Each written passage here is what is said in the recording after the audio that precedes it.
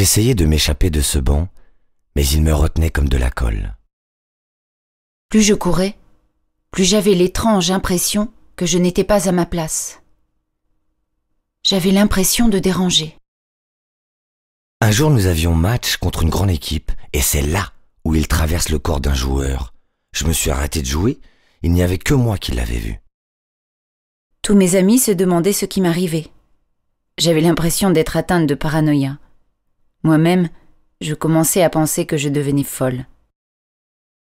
Je voulus prendre mes jambes à mon cou et rentrer chez moi et tout fermer à double tour, mais j'étais paralysé par la peur. Un an après, j'ai vendu mon appartement et je suis partie vivre à Paris. Et là, il n'y avait plus de cimetière sous mon lit. Au bout d'1 kilomètre, nous arrivâmes dans une forêt abandonnée. Et tout à coup, la voiture se mit à voler. Je pensais que c'était un rêve, puis autour de nous, je crus voir 4 ombres de vampires. C'était une journée comme les autres.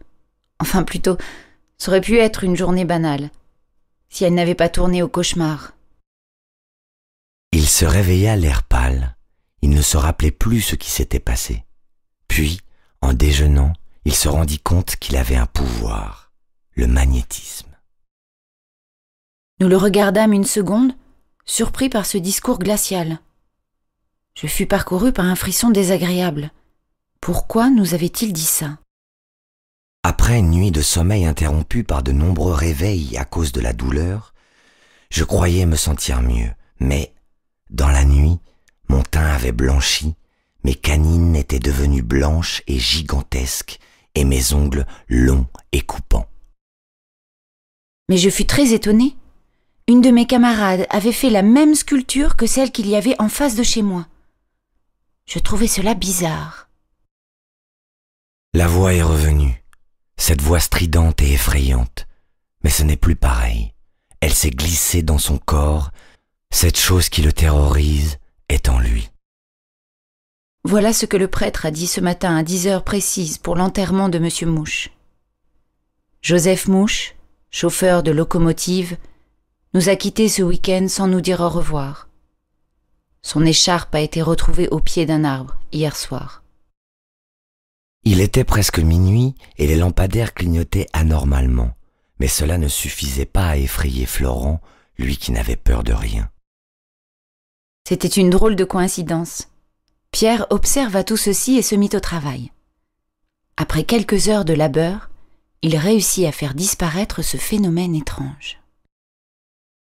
Une légende racontait que la flèche plantée dans la porte était magique et qu'elle procurait un certain pouvoir. Mais tout ceci n'était que légende et compagnie.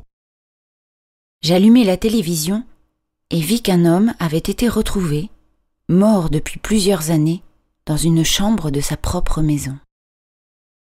Tout était calme cette nuit-là et je dormais à poing fermé. Mais tout à coup, je sentis que le bateau chavirait. J'étais le seul à m'être levé. Je vis l'une des tentacules du kraken. Quand ils sont partis, j'ai remarqué que mes meubles avaient été déplacés car il y avait encore la trace sur le sol. Mais je me suis dit que tout ça n'était rien. Quand un jour je venais de dire bonjour à Patrick, mon voisin, je vis qu'il était plus grand que moi. Pourtant, tous les jours, je me voyais plus grand que lui. C'est alors qu'une chose monstrueuse, visqueuse, glaciale se posa sur mon bras.